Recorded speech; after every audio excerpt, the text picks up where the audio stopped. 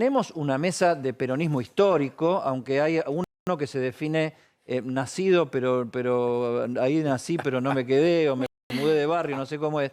Julio Bárbaro y nuestro compañero Carlos Campolongo, que se muda transitoriamente a esa mesa, porque no, esto en serio totalmente, hay historia, es un acontecimiento histórico, el Día de la Militancia Peronista, son 50 años del regreso de Perón, y a ver qué hay de aquello y qué hay de esto en toda esta cuestión. ¿Cómo lo vieron el discurso? Para mí hay un tema que es central. La política, antes que el peronismo, es testimonio. La militancia es realmente dar ejemplo de vida. Para esto se puede ser peronista, radical, liberal o conservador. La coherencia vital es la que define realmente. Y en la política argentina, yo te diría un dato más. Ser respetado por el que piensa distinto.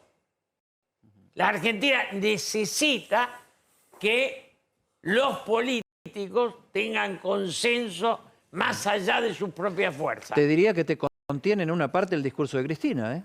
Porque Sí, planteó estas cosas. No en el logro. Planteó estas cosas hoy. No en el logro. El drama es que la fractura no la resuelve, ni siquiera plantea resolverla. Y la Argentina así, por eso la militancia era el sueño de trascender. Y la confrontación es otra cosa. Y esto que digo del testimonio, lo digo porque en la dirigencia política argentina, yo suelo marcar que se enriqueció la dirigencia en contracara del empobrecimiento de la sociedad. Y eso es duro, ¿eh? Pero para la sociedad es así. Vamos a seguir, por supuesto. Carlos. Mira, lo primero que quería, sí, subrayar es que si bien estoy acá y a gusto, digo porque significa parte de mi vida muy importante, lo que ocurrió 50 años atrás, lo que va a ocurrir no sé cuántos años adelante, eso lo dirá Dios, pero un dato histórico primero.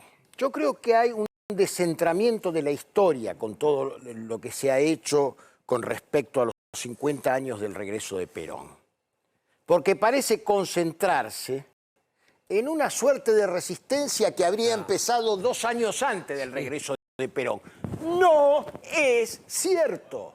No profundizó ella lo que significó la resistencia de muchos gremios, de muchos anónimos, de pequeños petardos que se ponían en la vía de un tranvía. Eso fue la resistencia también. Anterior a la guerrilla, muy anterior a la guerrilla. Muy anterior. Entonces, estas tergiversaciones que se hacen de la historia y simplificaciones que le hacen mucho mal a la gente que por distintos motivos no pudo ilustrarse bien. Cabe justo acá, usó una frase, lo decía Marce en su primer balance del discurso de Cristina, una frase que usó mucho Perón, que se hizo famosa en el discurso político con el Perón recién vuelto al país, pero que tiene otros antecedentes en la historia también. Vemos esta frase y seguimos la conversación.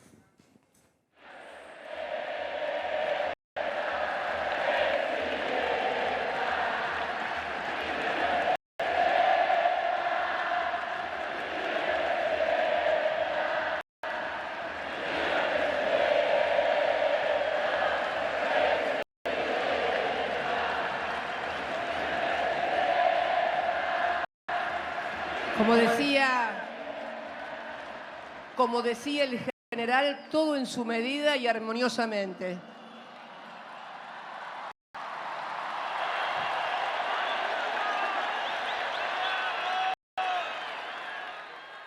Frase de Plutarco, Sí. El general griego de Atenas, que hizo famosa en la Argentina Perón, ¿no? Que era muy de tomarse de los griegos para Bueno, Perón era un gran político. lector de los griegos. Gran lector de los griegos.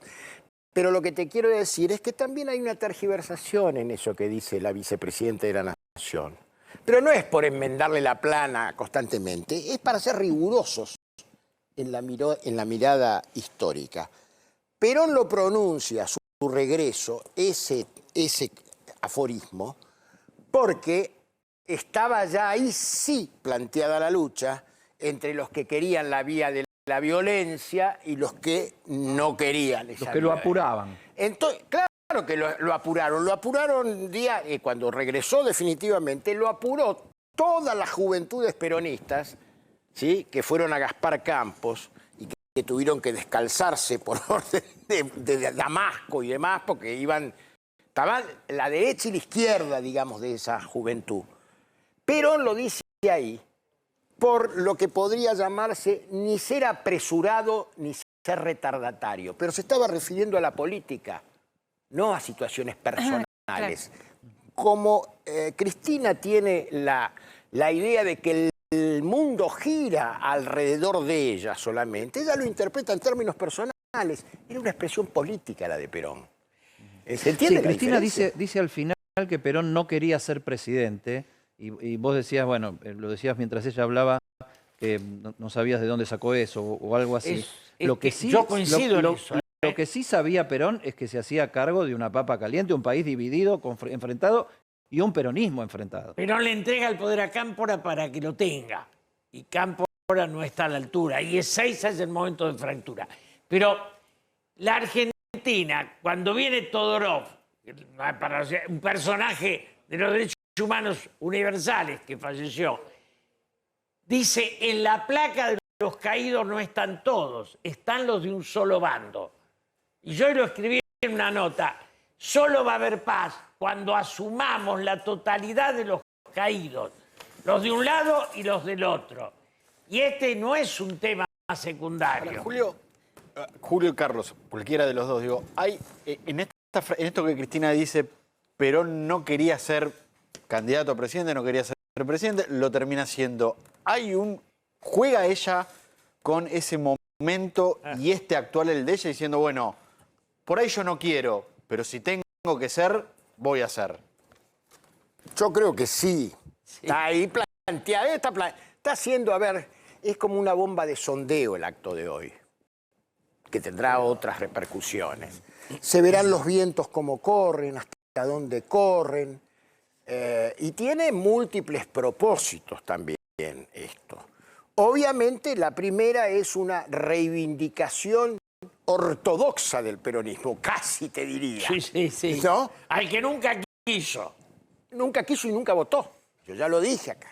Ella vota a Perón en el 73 a través de la lista del FIP, del Frente de Izquierda Popular, creo que era el de Abelardo Ramos. Abelardo Ramos. Ella no lo votó a Perón. Y he sido testigo de otras situaciones que no quiero repetirlas y que fueron relatadas por Antonio Cafiero en torno a la negativa para contribuir en el monumento en homenaje que no se pudo Ahora, hacer. Aquella crisis de Perón, todo a su tiempo y armoniosamente, no me apuren, termina siendo sin ninguna alianza con nadie. La fórmula termina siendo Perón-Perón. Acá podemos llegar a una fórmula, no creo que sea literal, pero podemos llegar a una fórmula Kirchner-Kirchner, o sea, kirchnerismo puro el año que viene. De los pocos que quedan vivos, y es un debate histórico. Cuando elegimos la fórmula en el Cervantes, Sí. yo era de los que peleaban Perón-Balbín. Perdemos. Y va la comisión a decirle a Perón que la fórmula es Perón-Perón. Y el general se para y le dice, señores, al nepotismo se lo combate hasta en el África. Quedan dos testigos de esto.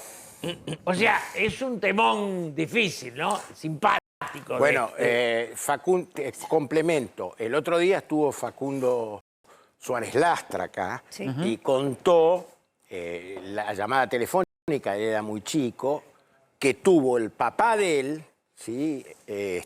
Con Perón, que llama por teléfono a la casa para llama a su casa, o sea, fue el emisario de esa decisión. Y lamentablemente se me arma un lío bárbaro dentro del justicialismo que tenía que ver con los aprietes de ciertos sectores del sindicalismo, etcétera, etcétera, digamos. Esta es la Y de historia. la guerrilla también. Y la ¿Hay guerrilla espacio también. para un kirchnerismo puro el año que viene o más puro que Alberto Fernández, Cristina Kirchner, por lo Pero, menos? como votación, el kirchnerismo o se corre y deja que el peronismo vea si salva las papas, o directamente creo que pasa el proceso de Menem.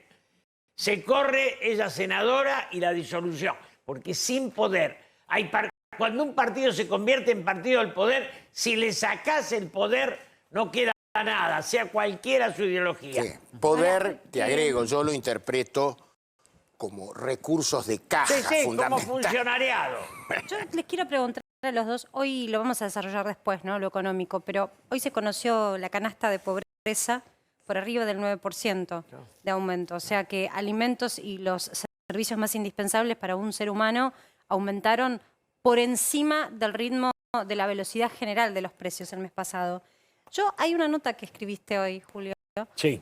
Hay una parte en donde la voy a leer, te cito, así discutimos sobre esto. Somos una sociedad asolada por la concentración económica, donde la distancia entre pobres y ricos no deja de crecer con el acuerdo de dos frentes electorales. Las burocracias se agreden en temas formales mientras comparten corrupciones varias. Con los negocios no se juega y con la política no tienen límite. Esto lo publicaste en Infobae, en el portal Lo publiqué Infobae. hoy a la mañana porque estoy convencido que la dirigencia argentina se agrede, pero no se lastiman los negocios. Te pregunto porque Cristina habló de la economía, de la concentración de los poderes. Dio el ejemplo Pero ella- incluso de cómo le molesta el Ella tema cree de... que es el otro. Mientras los dos crean que es el otro, están arreglados. Porque si la culpa la tuvo el otro, la tuvimos los dos. ¿Pero quién es el otro? El otro es el otro frente, el frente de Juntos por el Cambio. Habló de la justicia, incluso haciendo alusión de Sí. que pudo aumentar cierta empresa que provee y domina el mercado de telefonía y de comunicación Insiste en con el términos Grupo Clarín, de digamos, y las servicios. tarifas. Sí, que estuvo, digamos, ese sector por encima de la inflación. Y habló de la justicia y como que hay una convivencia de los negocios entre empresas y justicia. Yo ahí agrego una frase. Nací en un país donde mi padre era un obrero de clase media y habito en uno donde cantidad de profesionales pertenecen a la clase baja. Sí, yo insisto, ¿sabes por qué te preguntaba esto? Porque el escenario económico es tan complicado que la lleva a la vicepresidenta a hablar una vez más de economía bimonetarista. La realidad es que la inflación es el problema, si no, no hablaríamos de otro tipo de cambio que no sea peso. El peso es la moneda, pero la moneda de Argentina está tan devaluada que tenemos que pensar en otra moneda para tener una fijación en la expectativa de precio. Ella lo pone otra vez en su discurso, una vez más, pone el tema económico y habla de acuerdos. ¿Por qué no nos sentamos a hablar? A ver si ustedes quieren un país tan diferente. No sabemos a quién le habla, pero habla de Sí, a los los chicos que otros. puedan comer, de situaciones generales que obviamente son convenciones sociales en las que es difícil no estar de acuerdo. El acuerdo se le plantea al adversario, porque en este caso se lo concibe como enemigo. Plantear el acuerdo a la fuerza propia es un absurdo. Ahora, Digamos, ¿ustedes intuyeron que en el discurso de Cristina el adversario está identificado detrás de Mauricio Macri? Sí, después lo encarnará o no Mauricio Macri. Pero la idea central, si vos querés, política, es mezcla, hibridaciones de lo que hoy se llama ordoliberalismo, neoliberalismo, liberalismo, ese tipo de cuestión, mal explicitado además, y no es todo el problema. Porque Vos lo decís, Marce, porque percibís que hubo mensajitos para Alberto Fernández. No hay dudas, para mí no hay dudas, sí, y hay. creo también, habló incluso, fue muy contundente en lo que ella considera que es Gerardo Milman, como parte de la responsabilidad de lo que le sucedió y este atentado. Me parece que tuvo sus críticas a Larreta en la forma de gestionar. Me parece que hubo críticas varias. Pero viste un pedacito Sí. para el Frente Sin Interno dudas, y en cuando habla especial de- para el presidente, Cuando del habla tema de la económico. economía no hay dudas, para mí no hay dudas que le habla el Frente Interno. ¿Vale? Algunas cosas interesantes que dejó el discurso. Por un lado, la idea, o por lo menos en un momento habló de compañeros, todo el tiempo de compatriotas. Y habló en un momento de aquí va a hacer falta a todos los argentinos en un intento, a su manera, de llamar a la unidad. Y después ya mostró unas puntas de lo que va a ser la confrontación electoral. ¿Cuál va a ser para Cristina la confrontación electoral? Confrontar los 90, y a los 90 pega el gobierno de Mauricio Macri, con los años de gobierno de ella, de Néstor y de Cristina, ¿no? Y ahí es donde habla de Aerolíneas Argentinas, donde pone, claro, exactamente, privatizaciones por un lado contra lo que fue el gobierno de Cristina, donde ahí muestra que fue en los momentos donde el salario estaba más alto, lo mostró incluso con un gráfico, y ya va despuntando de lo que va a ser la confrontación. Hago un paréntesis acá. La construcción del relato es fenomenal, porque por lo menos hasta ahora, todos los que se han sentado aquí de la oposición hablaron de Aerolíneas Argentinas y de todas las empresas estatales que tienen déficit como algo a corregir, pero yo no escuché que nadie haya propuesto privatizar, sí abrir el mercado a nuevos competidores, pero no escuché todavía esa propuesta, incluso en otros rubros, más allá de Macri la propone. porque no es la única empresa deficitaria. Sí, No, el que habla es que de privatizar o cerrarla es Macri. Macri. Yo lo que creo es que esa proposición en los labios de Cristina es una verdadera falacia, salvo que desmemoriados no pensemos cosas que han dicho y hecho. El miembro informante de privatización de YPF fue Oscar Parrilli. El expresidente de la Nación, Néstor Kirchner, lo igualó a Sebastián Gaboto, a Carlos Menem.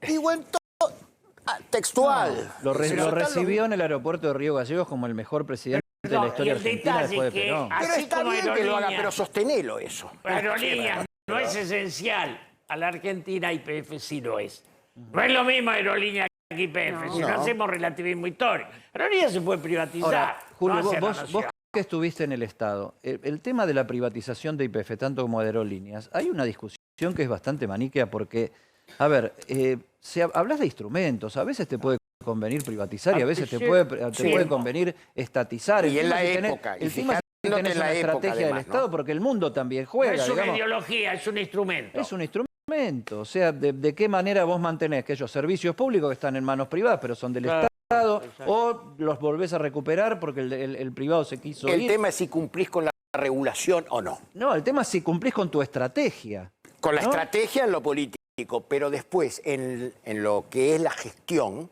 bueno, que no sucedan los desaguisados que sucedieron con muchos servicios públicos. Perdón, el juicio que queda de YPF, ¿de dónde viene? A ver, es duro eso, ¿eh?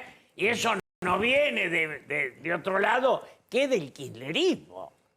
Sí, es como se desarmó aquella privatización. Se desarma, se le entrega un y también te testaferro. generó, por un tema de volumen, menos quilombo, pero también te generó la restatización de Aerolíneas, su quilombo en su momento. Pero bueno, era mucho más chico el volumen, ¿no?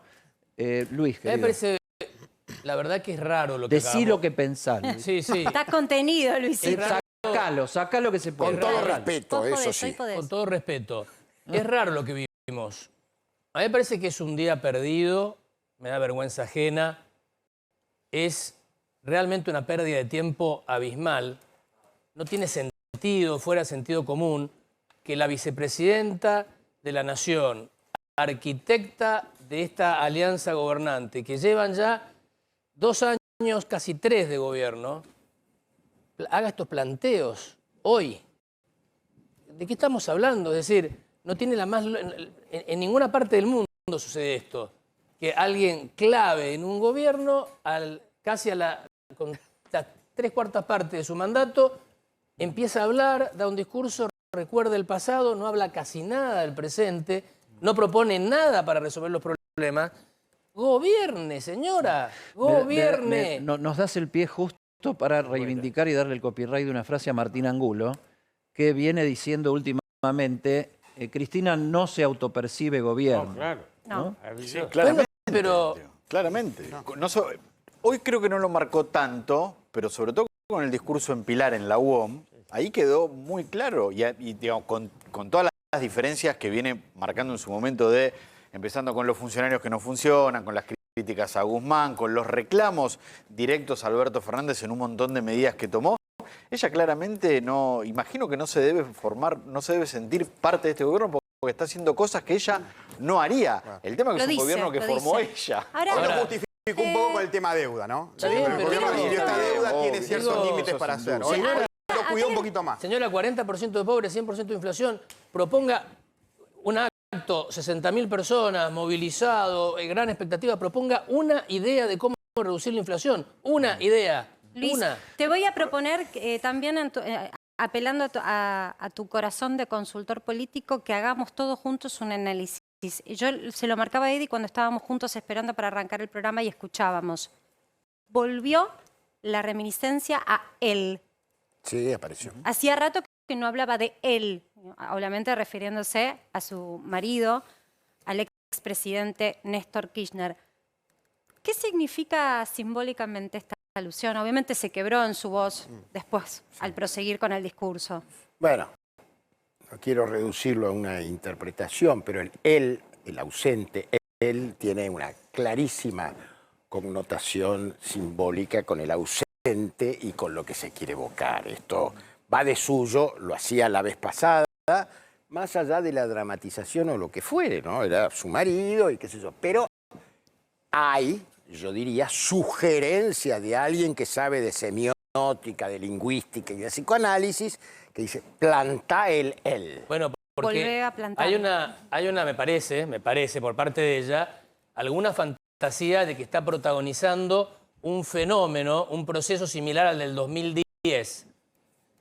Año de recuperación de una derrota grande, él que no está, que está ausente, glorioso, y En su momento fue una mística que le sirvió muy bien. le sirvió el capital muchísimo y fue político. ella reelecta en el 2011, muy bien reelecta en el 2011. Ella siente que puede estar viviendo un proceso similar, fantasiosamente, creo. Ahora, con dos personas que conocen bien el peronismo en la mesa en este momento, me voy a permitir decir esto. El peronismo es, maestro, y los peronistas son maestros, de darle a la mística y darle a la liturgia un uso político casi sobrenatural en algunos momentos, o sea, como la generación de una referencia casi mágica sobre el público con el que se está hablando. Hay un sincretismo con la identidad cultural que permite esto, este tipo de mística. Ahora, ella se plantea como alternativa opositora, que eso es lo que resulta realmente llamativo. Y se refiere a él, porque como viuda fue cuando tuvo su mayor éxito. Ahora, propuesta política real, concreta. Yo creo que el peronismo sí se salva porque se corre.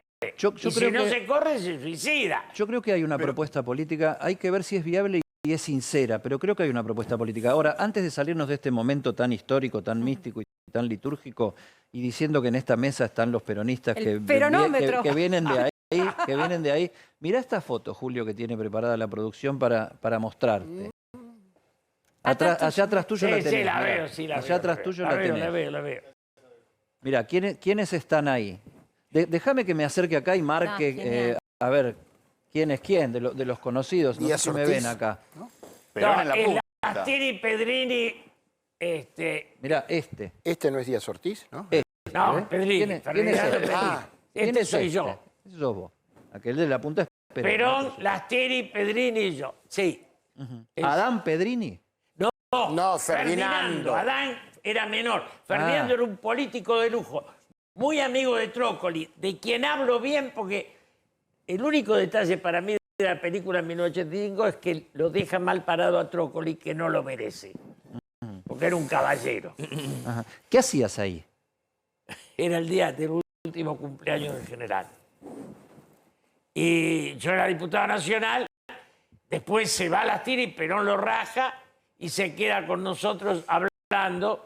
Ahí está Vidaña, un personaje maravilloso, y el último es el negro Rachini, un sindicalista. ¿Año? Del gremio 70. Y años 74. 74. de gaseosos. 74. El último cumpleaños de Perón. El último En cumpleaños vida, de Perón, digo. lo fuimos a saludar y nos dejó más de 2 horas. ¿Qué 2 horas y cumplía? media. 79 años, creo, ¿no? 79 años.